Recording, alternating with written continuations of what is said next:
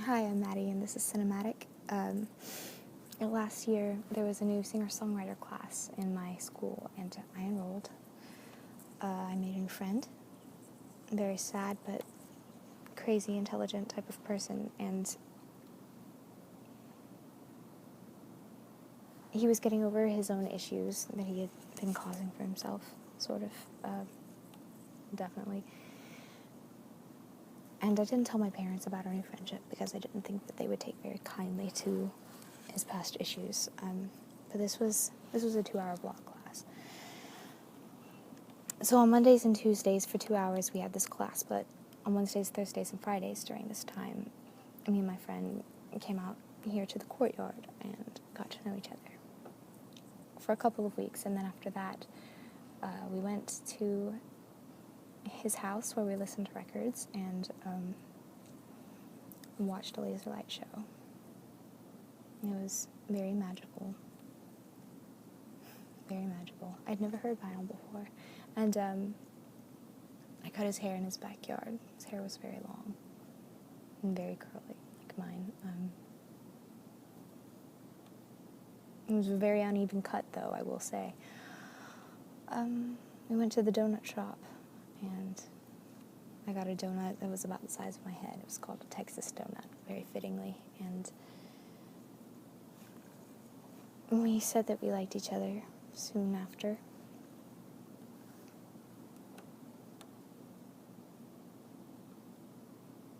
I had been writing our conversations down, like in my school notebook, ever since the first day that we became friends. And I didn't think of it as anything romantic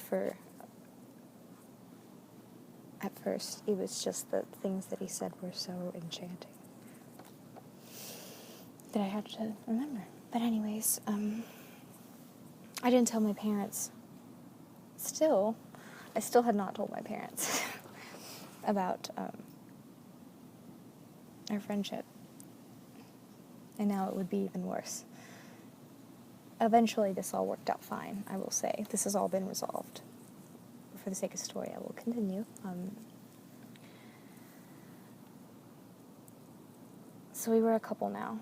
We went to a mountain. He actually asked me to be his girlfriend on a mountain when it was raining in the fall. It was beautiful. It was like a movie. We went to Railroad Bridge, which was also pretty. And one day, I went to my teacher's studio. He had a studio in Sheffield, and he invited me to come the next day as well. And he invited me to bring my friend, and it was actually my friend's birthday on this day. His mother gave me a cupcake. So I drove. We listened to The Descendants on the way, which was fun. It was funny. I don't really like punk music, but it was still fun. We spent the whole day there from about 11 to 9, and my dad called at about 9 and said, "Hey, you need to come home soon."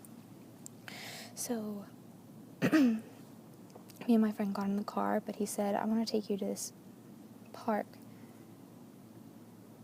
under the bridge. It was a particular bridge, O'Neill Bridge." I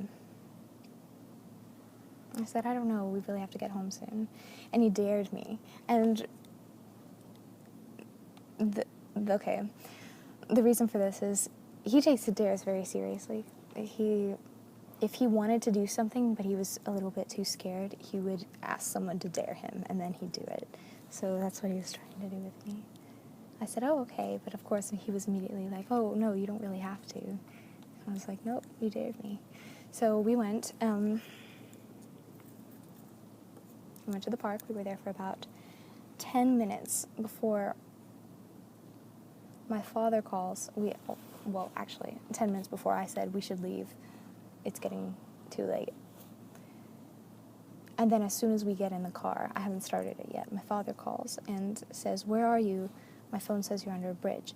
Now, there was a tracking system or whatever in my phone, but I figured that it wasn't working, because if it had, then know that I had been leaving school for the past couple of months. Mind you, I don't disobey my parents very frequently. I felt that this was a necessary evil type of situation.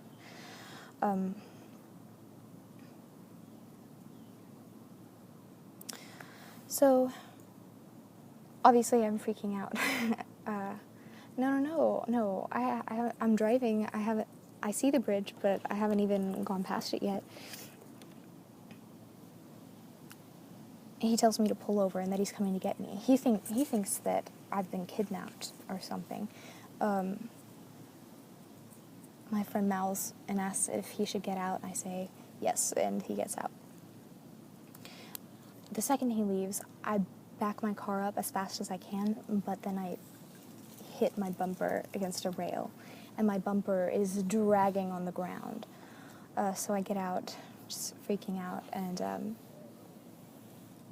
very upset, and my friend tries to comfort me, but I don't like to be comforted when I'm upset. I don't like to be touched.